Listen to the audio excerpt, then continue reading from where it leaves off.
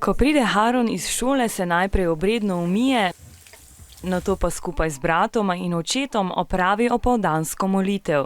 Haron je musliman in verjame v Allaha.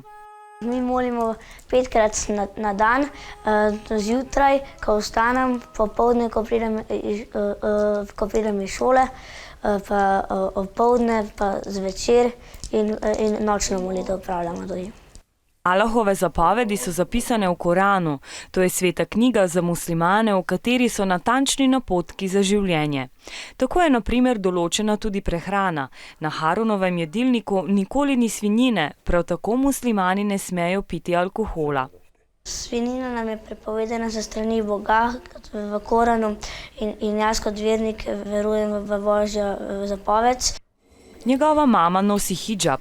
To je ruta oziroma pokrivalo za glavo, saj muslimani verjamejo, da ženska svoje lepote in čarov ne sme kazati.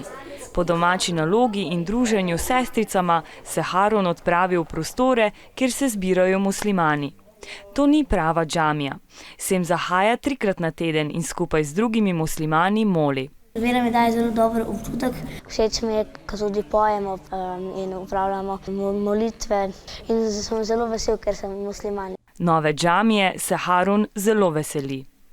Prava džamija bo bila zelo velika, imela bo velik steber, minaret, kjer se bo slišal tudi ezan in od znotraj bo imela molilnica, kjer se bomo lahko družili, potem bo imela tudi jedilnico, restauracija, pa prostor za izobraževanje.